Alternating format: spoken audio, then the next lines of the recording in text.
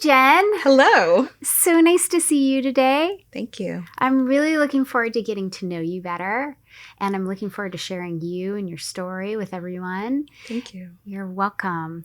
So tell me a little bit more about what you do. Okay. I know you are a certified integration coach, and you also do something really amazing, the Lucia light. So I'm going to have you talk about that as well. But just if you could give anybody who's listening or watching a little brief overview of what it is that you do and who you are. Yeah. Sure. Yeah. I work with the Lucia light, and I've been doing that since 2019. It is a stroboscopic,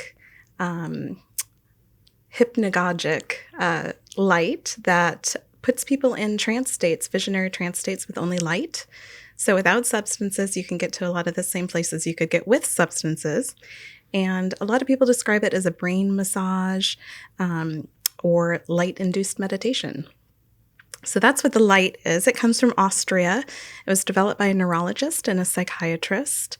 And it's been really great working with it since about 2019 when I discovered it at the MAPS conference in Oakland. Okay, what is the MAPS conference? The MAPS conference is the Multidisciplinary Association for Psychedelic Studies. So It's a big research conference that happens about every 5 years. We just had one recently in Denver this last summer. And I was there to learn and go to all of these different conference sessions on all different topics about psychedelics and therapy. And the Lucia Light people were there, and I got to experience it for the first time. That is so cool. What did you think of it the first time? Because that's how I found you. Yeah. I found you because a friend of mine got one who's also teaching at my retreat. That's so cool. And so she was talking about it. So I was like, she's like, there's got to be somebody in Portland that uses the Lucia light. Because you guys have, she's like, I'm in the middle of Montana, Idaho or wherever she is. I think she's in Idaho.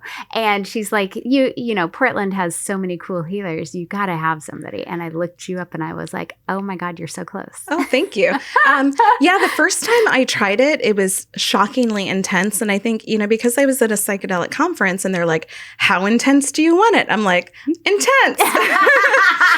So you're like full blast. Yeah. So I think that first experience, it was only like 10 minutes, but it was like a stronger session. They come in different styles of sessions, different intensities. You can change the intensity, but I'm like, give it to me. Yeah. So, I actually 8 minutes out of the 10 minutes, I was like, okay, I think I'm done. That was really intense. Just because it was so powerful. And I was like, I'm going to have some big energetic release in the middle of this conference room. And I just felt like it was too intense for that environment where I'm surrounded by people with headphones on. And, I could not believe that I could tap into a state like that without a substance, because I've done a lot of work with substances as well. Yeah. Okay, so you were already doing this work? Mm-hmm. Okay. I was already working on integration coaching, and I've gone through a lot of different types of personal growth and development training, hypnotherapy training. I've done Tantric Kabbalah. I've done the psychedelic integration and addiction recovery specialist work. So I was already kind of in the realm of that, which is how I found myself at the conference in the first place. Right. Yeah. So how did you get involved in all of that world? Oh, gosh. I know exactly where to start, actually. I turned 33. It was 2012. And I just decided that was going to be the year that I changed my life and did something completely different. And I had heard 33 is a big year. Yes. It was really a big year for me. And I decided that I was going to go down to Peru and I was going to drink ayahuasca in the rainforest with the shamans. And I had no idea how I was going to do it. I just decided, and I started telling people I'm going to Peru. And so everyone's like, how are you doing that? I'm like, I don't know. And just stating the intention manifested all the things along the way that helped me get the money and change the job situation and create all the space for me to go do that. So wow. I went for a month all by myself and had no idea what I was getting into. And it was probably the best experience of my life. Was it? Yeah. It was such an exercise in surrender and being out of my normal element and meeting all kinds of people and being in the jungle and opening myself and having these powerful experiences and healing a lot of things. So it was really incredible.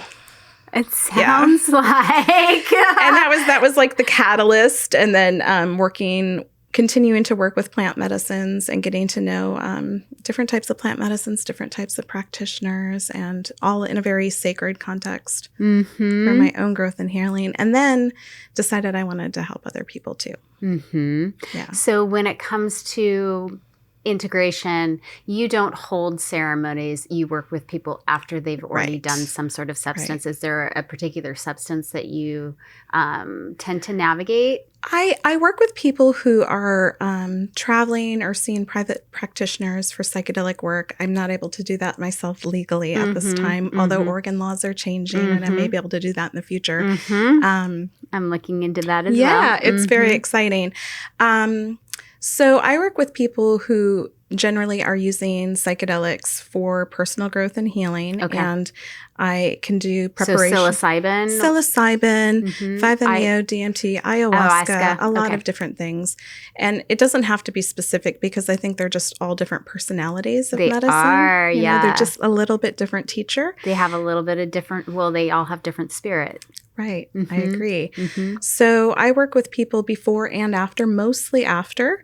What do you do with the knowledge? What do you do with the insights? What do you do with these realizations? And how do you apply them to your life to create lasting change? So, And how long have you been doing that?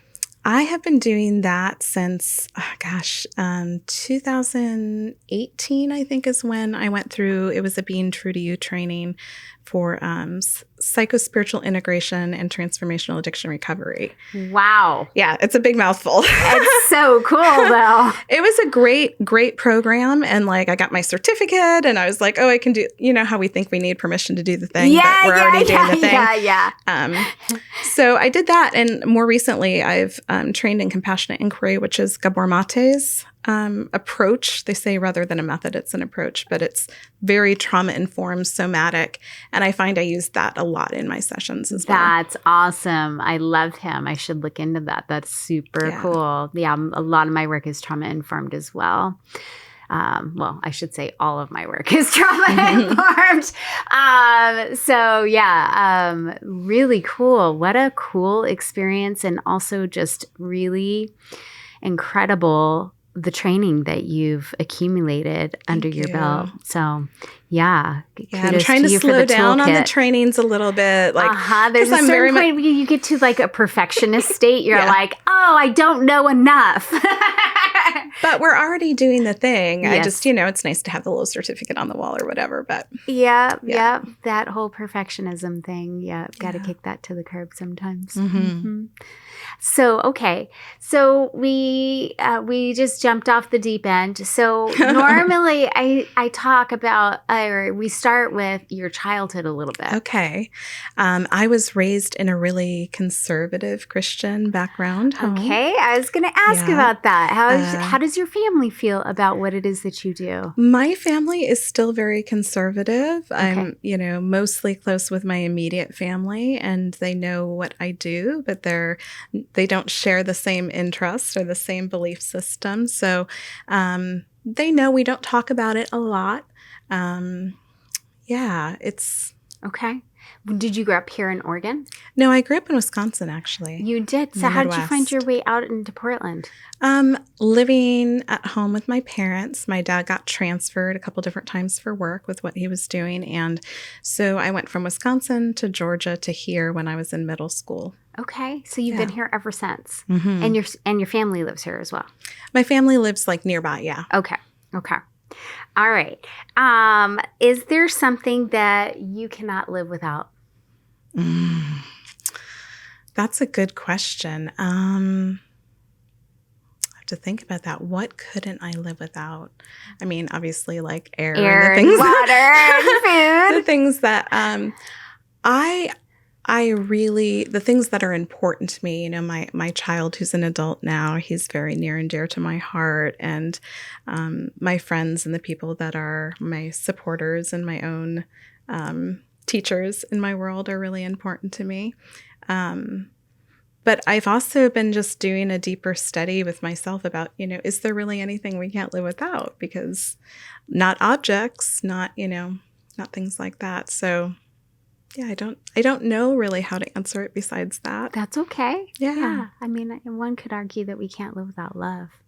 That's true too. I mean, love for sure. I guess that's such an obvious one. Yeah. Kind of like food love and trust not and obvious safety. To everybody.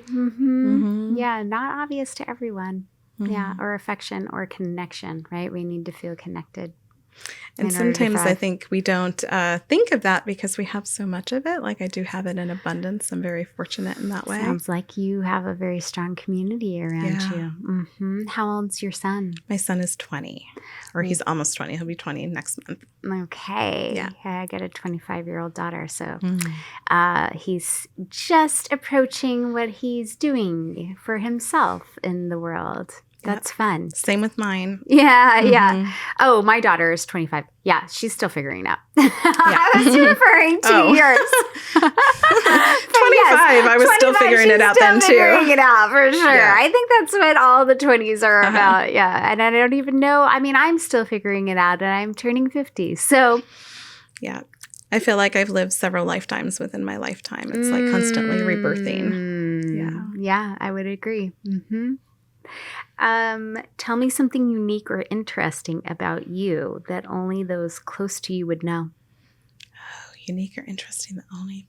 That's a very deep and intimate question. I'm like, what would be something that only people... Just giving myself a second to think about it. Take all the time you need. Yeah. And share what you're willing to share. Yeah, I would think like the people that are close to me that know the things that I wouldn't share with other people. They're in that special privileged space of trust, I'm so open with so many of the things in my life, like I talk about my psychedelic work and all of that so openly that I think, I'm not sure how to answer that question. Okay. That's fine. We can move on. What are you naturally gifted in? I feel like I'm really gifted in talking to people and into seeing the stories behind the stories. And so I do a lot of coaching and the trauma-informed somatic coaching, and just listening to people, I can sort of overlay data points and hear things that they're not saying. It's sort of an intuitive method too, I would guess. So I think that's something I'm really good at. And just holding compassionate space, being really non-judgmental with the people that I work with. It's very heart-centered. Yeah. It sounds like. What is your favorite thing to do when you're expressing love? I like touch. I like holding. I love to hug my friends, and I am also like in the love languages. I like to give gifts, and I like quality time and those kind of things.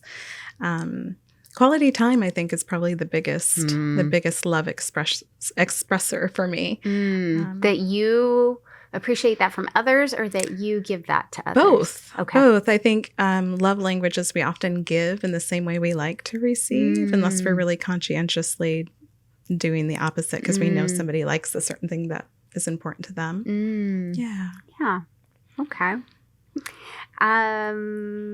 What qualities do you most admire in a woman? I would say I admire strength. I admire the ability to speak truth. I think sometimes being a woman, it's a little scary to tell the truth or to speak truth. I'm speaking specifically in like relationships, and I think we hold back a lot sometimes. So I really value, and in myself too, the ability to communicate really openly and honestly. And I think emotional expression is beautiful and wonderful. And I think women are often shamed for, we're too emotional. And I really value that in women. What about in a man? and a man. Probably the same things, oddly enough. Yeah, probably a lot of the same things.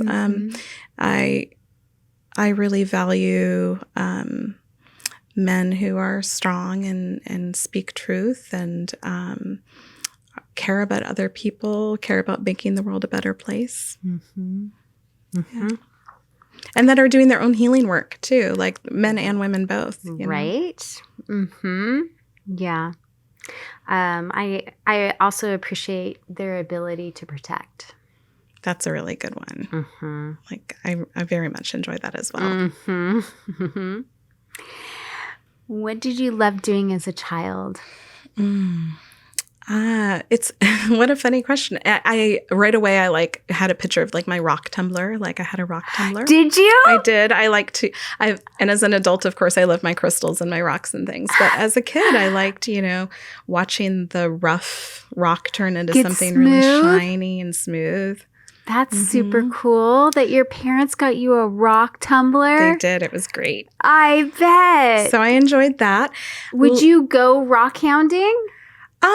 I didn't go really rock hunting. We never did any trips that were oriented toward that, but we definitely got rocks that we got to polish and then little collections of things. So I always had rock collections as a kid. Were you always looking? I still am always looking for the right? shiny you went thing. To Peru, for the so shiny I'm thinking thing. Like, right? Yeah. There's a lot of shamanism there. Right? Yeah. So that's something that sticks out to me is like I really enjoyed the rock tumbler. Time outside, I've always been like loving nature, being outside, sitting outside writing poems and things like that. What do you love the most to do in nature? Anything water oriented. I think my favorite place is the beach. And I also love rivers. I was just paddleboarding yesterday. And I love rivers too. I love the sound. Yes. I love the sound. I love the feel. I love the flow. I love everything about water. So, are you a water sign? I'm not. I'm a fire sign. So, are you? So maybe it's the opposites attract. Maybe. I need a little water to cool my fire. Maybe sometimes. Maybe. That's really awesome. Let's see. I lost my spot. Tell me a childhood memory that you've never shared with anyone. Gosh, there's so many. A childhood memory that I've never shared with anyone. I remember when I was probably like, this is a good one. I was maybe 5 years old and I caught a robin in a butterfly net. I don't know why I did this other than, I was being a kid, and I actually somehow caught a robin in a butterfly net and then of course let it go. But yeah, that is a childhood. That's impressive. I don't know how you accomplished that. I was very sneaky, apparently. I could very quiet. Stuffy. Speaking of birds, I built a bird cage. I must have been very young, and I didn't really understand that it needed a door because I built a bird cage out of notebook paper, I'm pretty sure, and cut little windows and such. And it was pretty flimsy. Maybe it had cardboard. I don't really remember the details. But I didn't really think through until I showed it to my dad, I remember. And he was like, well, how are you going to keep them in there? And I was like, it was like a bird house. I was convinced that maybe they would stay. I must have been younger, but either way. That's funny. I had a parrot as an adult for a little while. I had this little pinch-fronted conure, and he loved to chew paper. So as I was picturing your birdhouse made of paper, I was like, oh, my parrot would have just torn it apart. Right up. Yeah, obviously there was not a lot of oversight there. I just remember distinctly putting that out. My dad being like, what is this?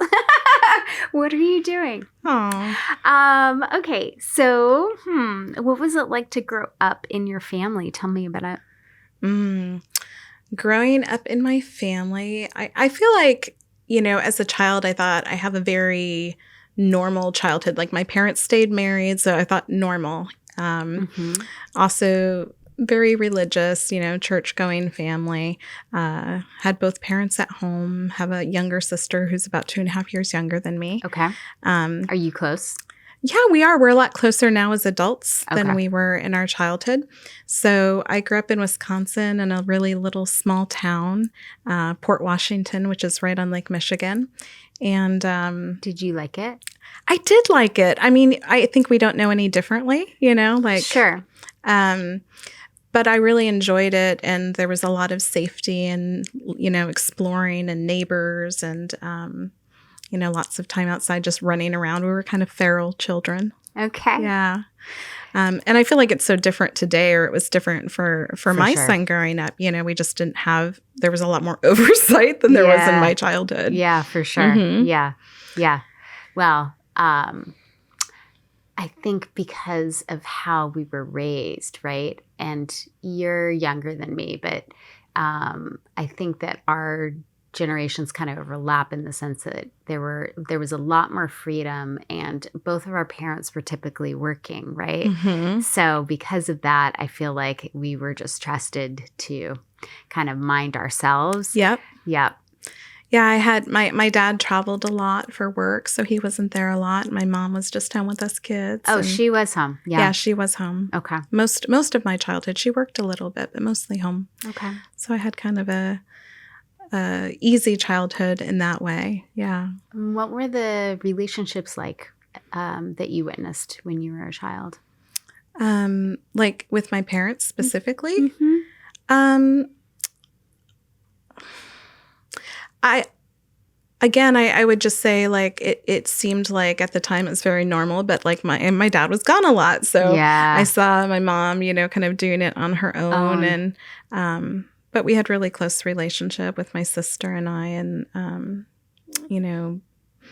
gardening and cooking together and things like that. Mm-hmm. Yeah. So it was just women mostly. Yeah, it was just the three of us girls, and then my dad would be home for a while, and then we would have, him home, and that was nice.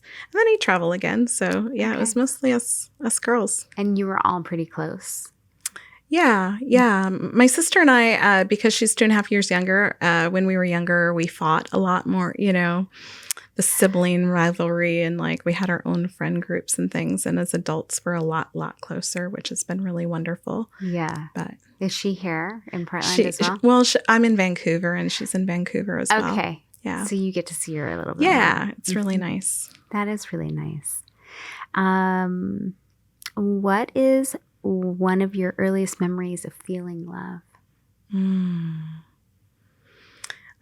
When you ask the question, I just imagine like being together with family on Christmas. And I had an aunt and a grandmother that were really close to us. And so we usually had these small family Christmases, but I just, remember everyone in the living room and opening presents and, all of the Christmas things, the smells and the tastes and the excitement. Mm-hmm. Yeah. So Christmas mm-hmm. is Holidays. A really good holiday of being loved, mm-hmm. And just being surrounded by people that loved me too.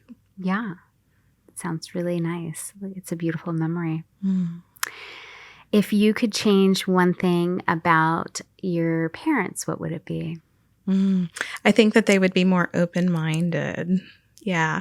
They're very much wonderful people, very set in their ways. And I think my whole life has been about growth and new things and trying new things and being on the edge of my comfort zone and all of this exploring. And they are definitely different. They're more reserved. Yeah. And I think the reason that I would want that to be different is just to feel more connection to them, and as adult and the sharing and yeah. I have a similar relationship. Mm-hmm. Yeah. That makes a lot of sense. So just I think that desire is just like wanting more connection, more connection and more being shared able experience. To share, being able to share the things that you enjoy or that mm-hmm. feed you. You're like me, you really appreciate expansion. Yes. Yes. Yeah. So I get that. Mm-hmm. And if you could change anything about the way that you were raised, what would it be? That's it. I think, gosh, I was raised, in that more conservative home. So I feel like, there was a lot, as an adult, I've had to work through a lot of shame and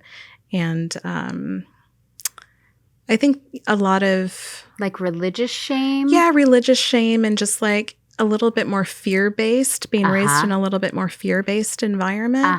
And did you guys go to church a lot? We did when I was really young, and then by the time I was probably adolescent, we weren't going as much. But I mean, it was always just like consequences and what other people would think.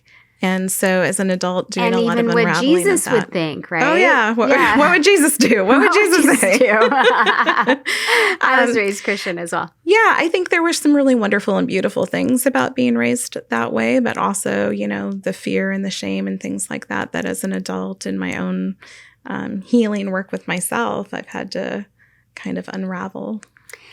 And it's limiting, right? Mm-hmm. Yeah. I think that's probably, in a weird way, one of the gifts because I was so contracted. And so then, of course, as an adult, I'm like, I want to do all the things and have all the experiences. And yeah. So maybe it's not such a bad thing because it definitely put me on the path toward being a more expanded person in my adulthood. And also kept you safe. It did. Mm-hmm. Yeah. And secure. Mm-hmm. Mm-hmm. There's safety and security in religion for sure. Mm-hmm. Mm-hmm. Okay. Let's see. What have you learned the most about self-love and self-care? My biggest lessons, I think, in self-love have been compassion and really forgiving myself for not doing things differently earlier in life, because I think we can only do what we know, right? And so I used to be a lot more judgmental toward myself, and I would look back and like, oh, I wish I'd like raising my son, like we do the best we can do. And I'm like, oh, I wish I'd done like a million things differently. And also I couldn't have. Yeah. There's absolutely no way I could have done anything differently. Yeah. So I think a lot of my work with the Gabor Mates, the compassionate inquiry, has really helped me tap into like, what were my adaptations? What were my strategies based on my belief? I've really gone into that inner child healing realm. And so, yeah. That's awesome. I think that's been really powerful for me in the self-healing. And then what was the other? Self-care. Self-care. Like, what have you learned about self-care? Because it's not just bubble baths. It's not selfish. That's the first thing I've learned about self-care. I had to learn that too. Yeah. Were you told it was selfish when you had to take care of yourself? I mean, when you were taking care of yourself? Yeah, that, I think a little bit of the Christian programming and like this martyrdom sort of like do for others, do, give. Yes. And then you end up feeling really depleted. Yes. And so I spent a lot of time doing that. And then as I've healed and worked on my my trauma and things, I have definitely realized that prioritizing myself is absolutely necessary, and it's not about the bubble baths. It's large. I mean, it can be, but it's largely about the ability to say no. To and have discernment. Like really prioritizing myself and being grounded enough in myself to know what it is I actually want from moment to moment. Yeah, or that what you need, being able to ask for what you need. That's still a hard one. Yeah. Especially when we are raised to be of service and we're still of service. Yeah. Right? So that's saying no. I know I speak from my own experience, like saying no, but also being able to ask for what I need in response to that. And asking for help and receiving. I think those are two big things that I've been working on a lot in my adult life is, I deserve to receive too. I love to be the giver, but receiving is really powerful and wonderful too. It is. It is. And sometimes it takes practice, especially if you have a background with trauma. Yeah. Okay. What about with your clients or the people that you work with? Are there themes or lessons that you notice that come up that people regularly come to you or are drawn to you to heal, or lessons that you're sharing with them when it comes to self-care or self-love? Yeah. I think a lot of people come to me with a lot of trauma. I get a lot of people. I mean, I think trauma is universal, is what I'm learning. And trauma is not all what we think it is. It's not just all of the sexual trauma and the war and all the things. It can be a lot more subtle, but not lesser, but more subtle. Yes. And so I get a lot of people that are working on recognizing the trauma from their childhood and recognizing how it impacted them, and the strategies and the behaviors and the patterns and all of those things that sort of layer on top of that. Mm-hmm. I've ended up with a lot of addiction clients. Have you? And I think part of it is like I did the addiction training, and my mother is a recovered alcoholic. So like that's something I didn't mention. But so like having that background and having a lot of compassion for that and understanding, I get a lot of people who are recovering from addiction or exploring the ways that they're addicted to things. And it's not just substances, it's like social media and shopping and all of these things too. Okay. Yeah, distractions. And what is your advice to somebody who may be addicted to not just a substance, but a behavior? To have a lot of self-compassion for yourself. When it happens. Yeah, and to get really curious about what is its function, what is it doing for you? Because every addiction has a function, and there's an underlying need that deserves to be met that's really valid. Mm-hmm. And learning how to meet it in another way. Yeah, learning that's healthier. Rather than just giving up the addiction and not having the need met, like that's not very self-compassionate. So kind of looking for that and getting really curious about it. Yeah. I mean, I'm not part of that community, and I know that there's a lot of benefits to AA, but yeah, I mean, sometimes it's so abstinence-based, like give up the thing. Yeah, I think it needs to be updated. Mm-hmm. And it's abstinence-based. I mean, I've been through it. I was required to go through it myself. I have 2 DUIs. Okay. And I would consider myself an alcoholic. But it is about not doing it at all. Right. And I think anytime that you're trying to remove something completely from your life and you haven't learned a healthier response to it. Right. I mean, I'm not here to judge people for being abstinent for something that is very triggering for them, or that they have PTSD about. Right. Growing up with a mother who drank, or I had a father who drank, right? When I was really young. So, if that is your boundary, I'm fully in respect of your boundary. However, I think a more compassionate way to be around a person or a substance or an environment or a behavior is to once again get curious about your relationship with it and see if you can redefine the boundaries around that in a way that is more safe, right? I like that. Because if you are just going to say for the rest of your life, I'm never going to be around somebody who drinks, it's a pretty socially accepted behavior. Or if you are trying to stay away from people, you smoke weed. If you, here in Oregon, it's pretty hard to stay away from anybody. So trying to limit yourself, I think also works against, you, because from my own experience, there's this huge spot or need that you haven't fulfilled, right? It's serving a function. It's doing something for you that at one time was beneficial. Maybe it's not beneficial. Maybe the negatives outweigh the positives at some point, but the need is really valid, and getting to that need is really, really important. And I don't think that, there are some wonderful things about practicing the 12 steps, but I don't think staying away from it is, I think that's how people fall into their addiction over again. Yeah. Well, I think if we don't replace what we're getting rid of consciously with something healthier, better, or that actually meets the need better than the thing did, we're liable to replace it with something subconsciously again. Yes. Yes. Yeah. For sure. Okay. So what do you love the most about the work that you do? seeing people's transformations, seeing things shift, seeing people building healthier relationships with themselves and others, seeing people who have been living with depression and anxiety and those things actually experiencing relief without needing pharmaceuticals. That's pretty amazing. So the Lucia light is that transformative. The Lucia light, and I do the integration work as well. Right. So it's I do both things.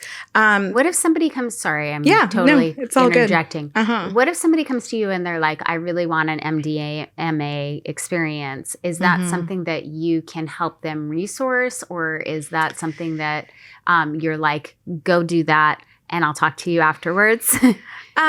There are practitioners that are working sort of in the underground. Yes. And, there are communities of people. Usually I direct people to find the community, find the people, and you'll find your person. Right. And I'm not able to connect people directly to, substances themselves. Right. And I don't think it's really good to be working with them on your own either, if you really have a healing intention. Mm-hmm. Yeah. Mm-hmm. But you do have certain communities that you can use as resource. Yeah, like here in Portland, there's the Portland Psychedelic Society, which is a really large network of people, a lot of professional people in that community as well. Yeah, Keith has been here. Yeah, and they have all kinds of online classes and topic groups, and so it's a really great organization to network with.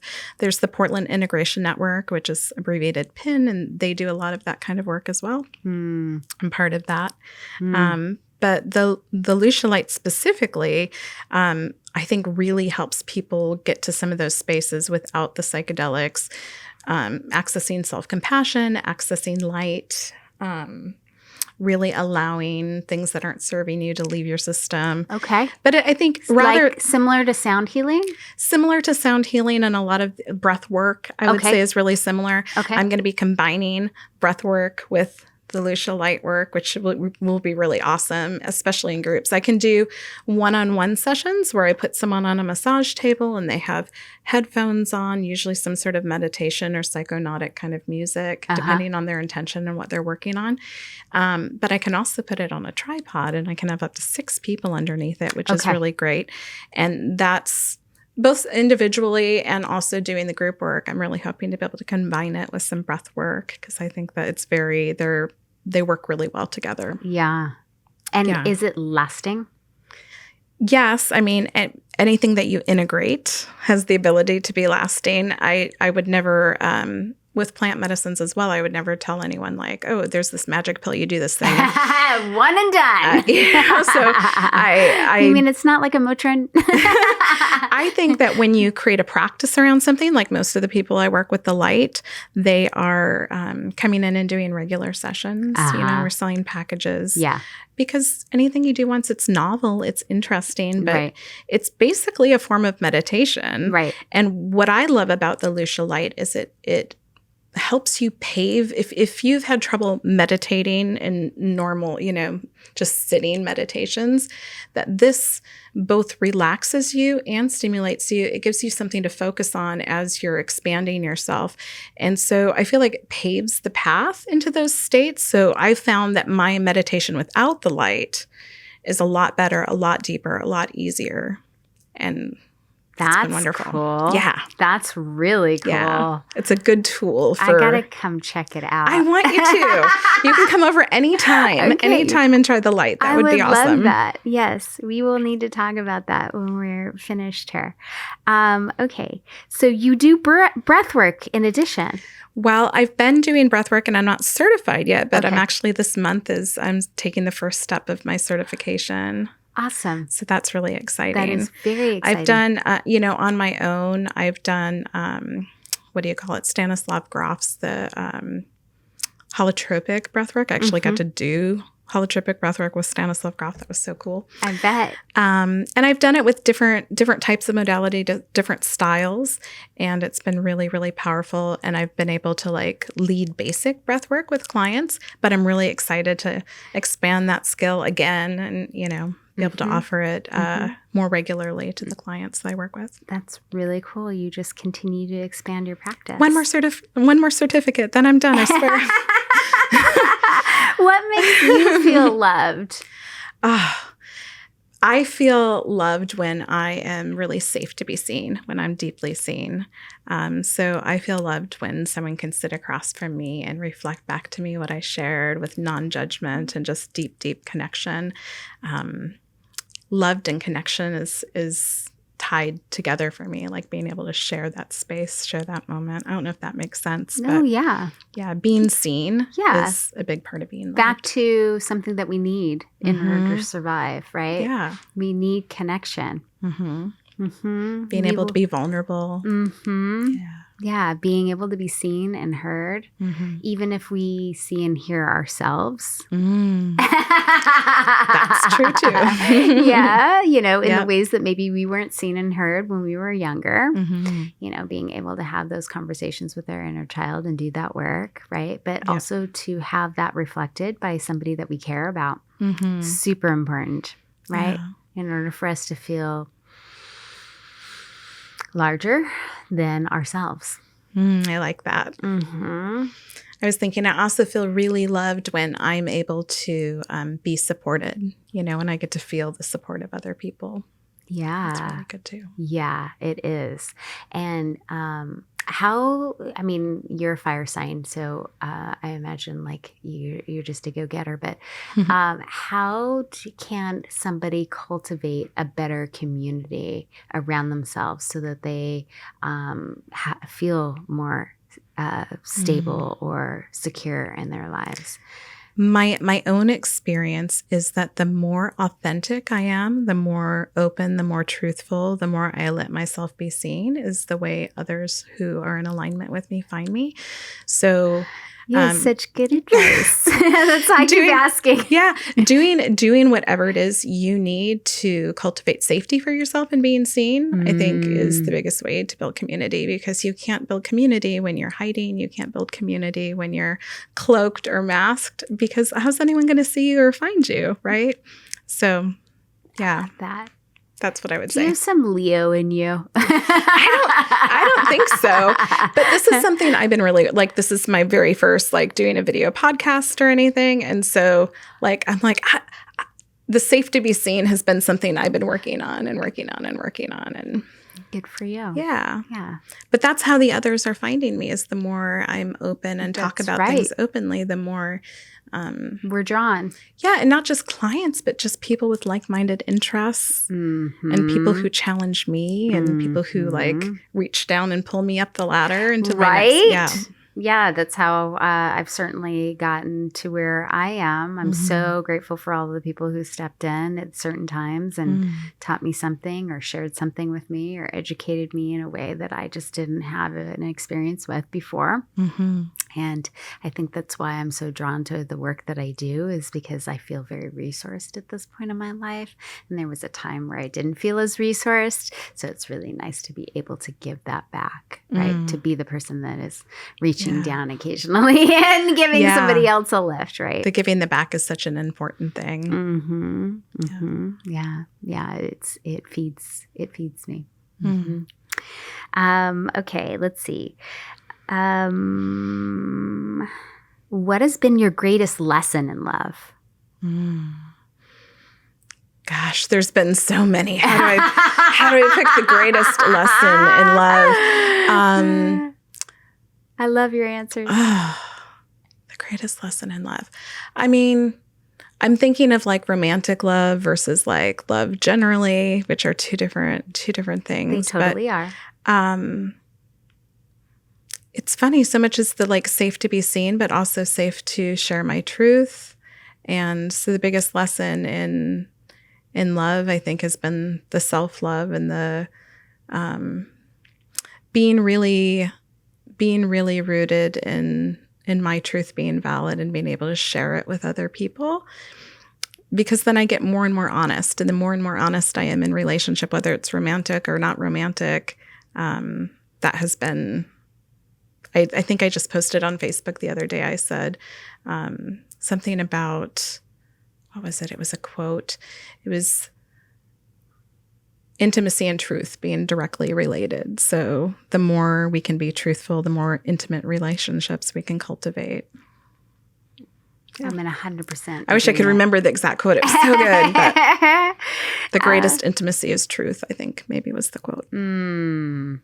Yeah. I would agree. I mean, how else can you really know someone? Yeah, I think through a lot of my life and like earlier relationship development, it's a lot of like, because of the Christian upbringing, like I said before, it was a lot of what other people will think of me. And so then we do a lot of masking and not being real. And you can't have intimacy if you're not being real. Yeah.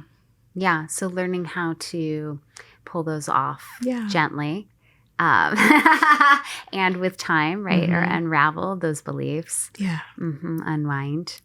Yeah. Get more authentic. Get more or closer to the person that you were when you were younger. That was, a precursor to being told that couldn't be done, or that isn't how we act, or that isn't, all of the shoulds or coulds or all of the things that might have been before we started masking or blunting to like fit in, laying it on our personality. Okay. How do you lead yourself? I don't know how to answer that question. How do I lead myself? I spend time every day, sitting with my intentions for the day, and trying to start the day with at least one good, healthy, wonderful thing that can build on the next. So that would be one way I would say I lead myself. And when I think of leadership, I think of, how am I self-disciplined? How do I do the thing? But I'm not sure that was the question you're asking. Yeah. Yes. Like, what are your practices, or what are some of the practices of feeling self-led, right? It seems like you have accomplished a lot of things. You've accomplished a lot of education. Yeah. You certainly are gifted in your ability to serve other people in a compassionate way with many modalities and tools. Thank you. So that takes some sort of self-discipline or leadership. Yeah, I would say, spending time with meditation every day, just being with what is, being curious about what I'm feeling.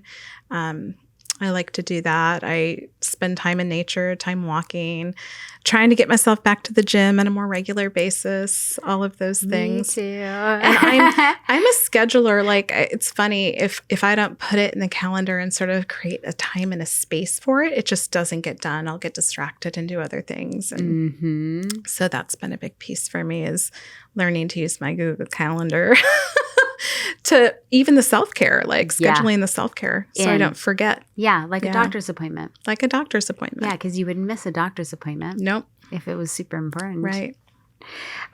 Okay. How do you stay positive? I don't. I love that answer.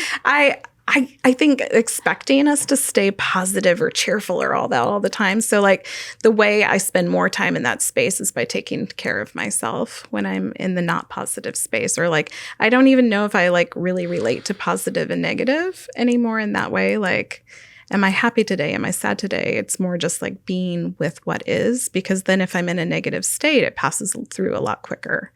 So that's maybe a weird answer for that. I love that answer. Like, I don't stay positive all the time. Good. I have my bad days, and I have my emotions, and I let them come and I let them go, and then I can go back. And so maybe that's the answer, is just not resisting the times when I'm not feeling positive. There you go. Yeah. And bringing yourself back to center or back into balance in some way. Yeah, with those daily practices, finding things to like feel my feet and recalibrate to that.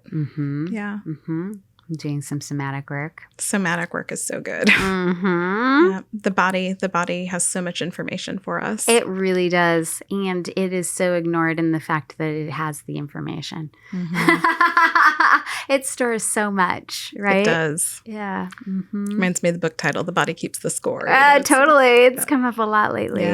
Yeah. Okay. Who are the people who uplift you?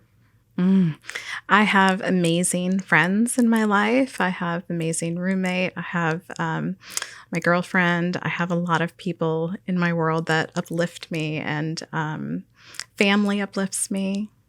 I have a really good community of folks. It sounds like it.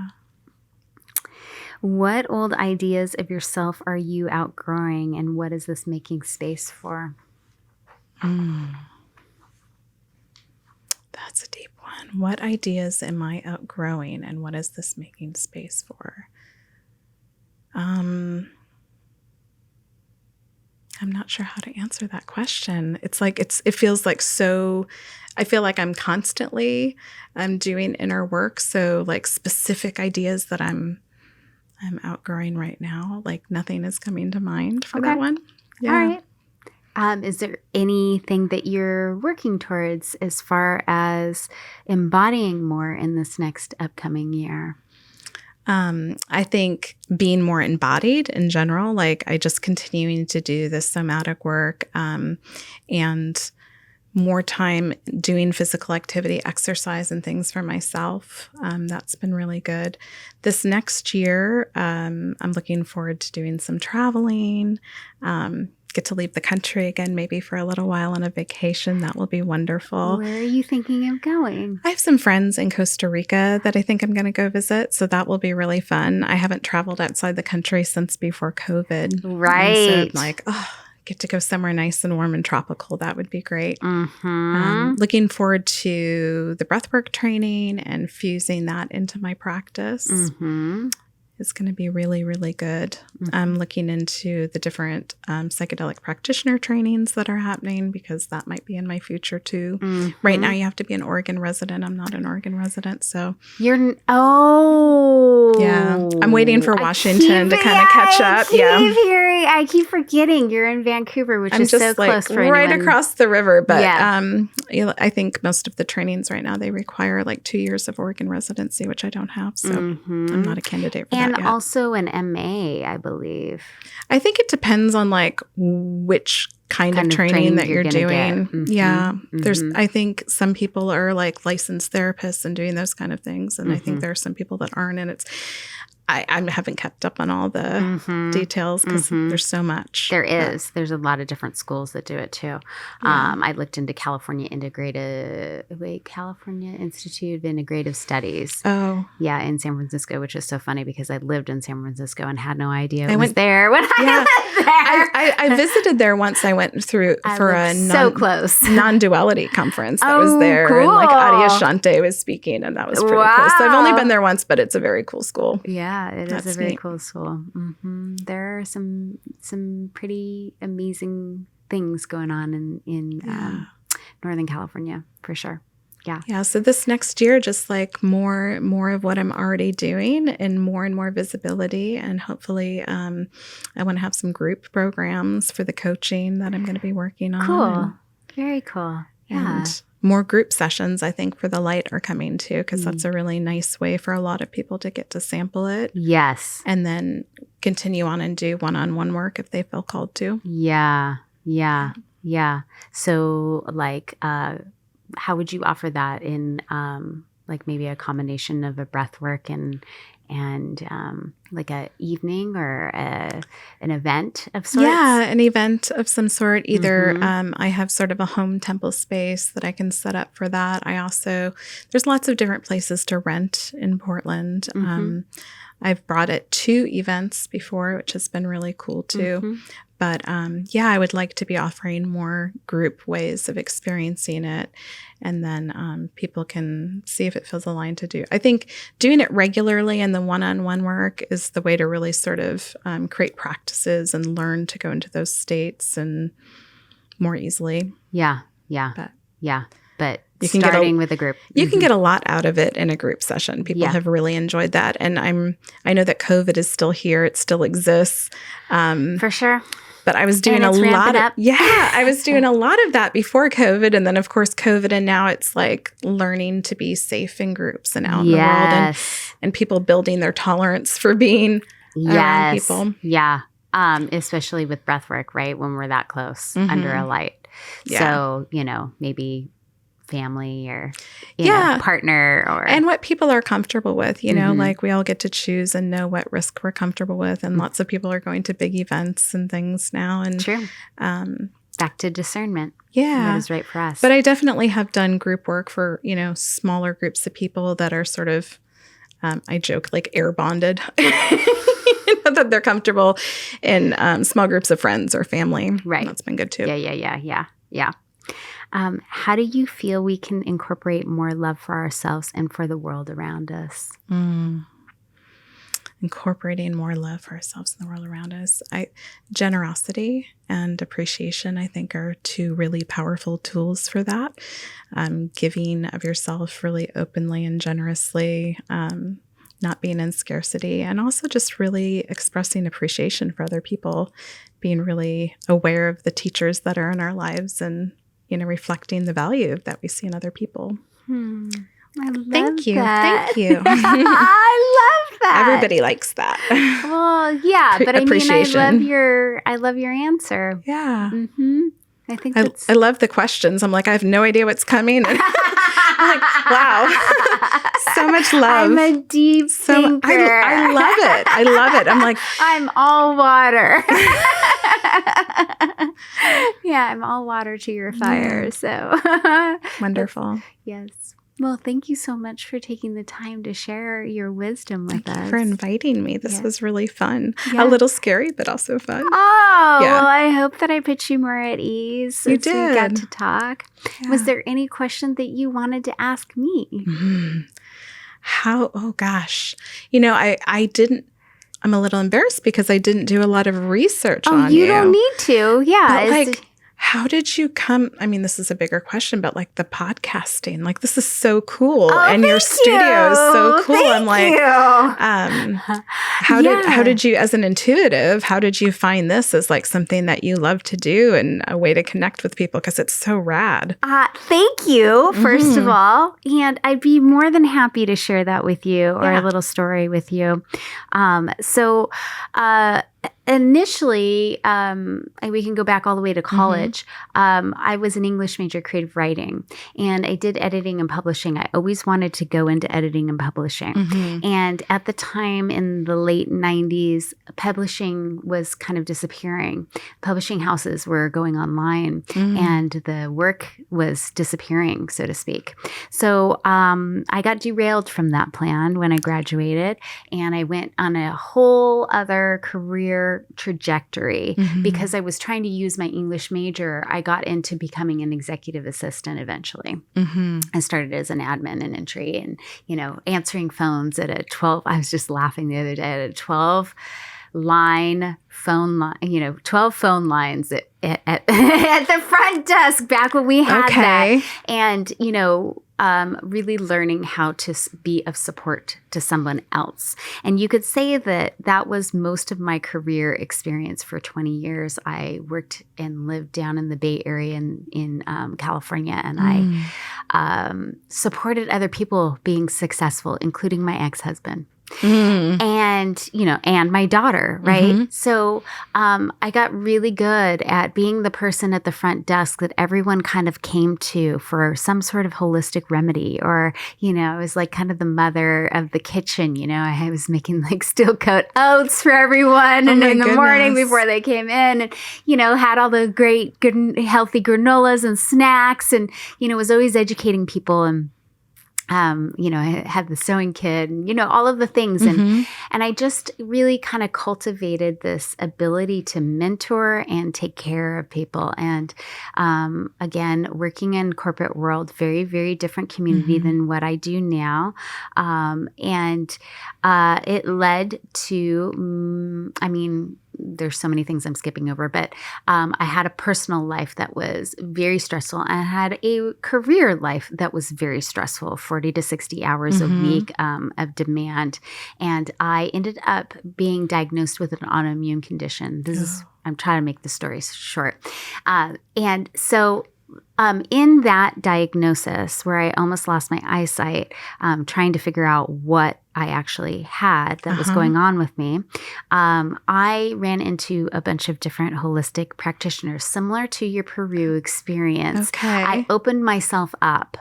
And it wasn't my first awakening, but it certainly was a place in my life where I was so desperate for a solution other than what was being handed to me, that I was willing to try anything. And I was very clear about the intention that I was willing to try anything. And what happened is everything kept flooding, came flooding my way. Wow. And in learning all of these different modalities and taking different pieces of them, I, essentially healed myself within a year.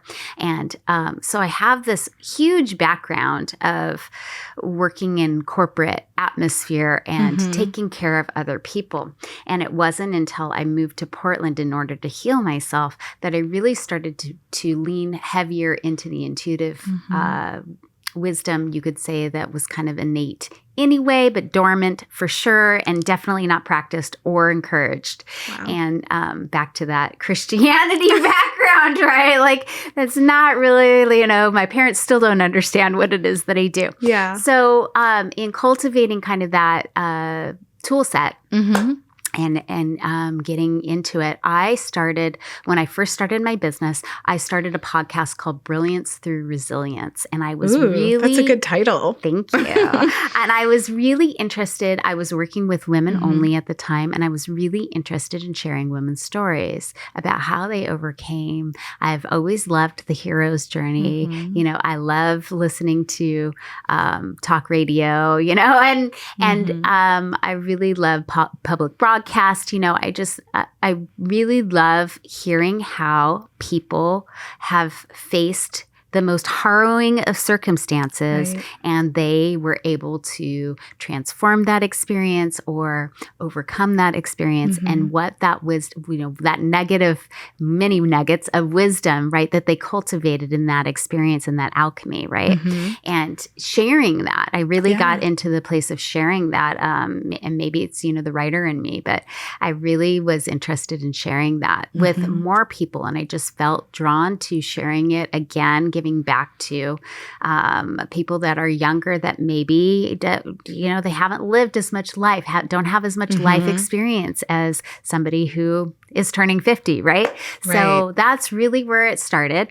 I did that in combination with starting my business. And to be completely honest with you, I trained myself on how to do it, got the equipment, and I was like barely entry level. It came to learning how to do all of it, but I was doing all the editing and finding the people and interviewing them and, all of that, and the intro and the music. And it was a big, big project, and it was so time consuming that eventually, and I think this happens a lot with podcasting, people realize it's too much work.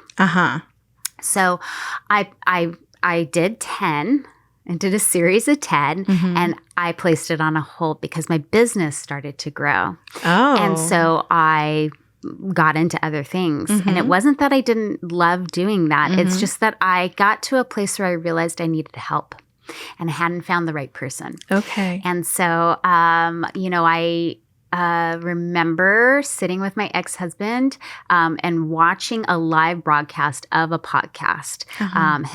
His sister, my sister-in-law, had come down to visit Portland for the weekend, and she had one that she wanted to go see, and we just got tickets and went and saw it, right?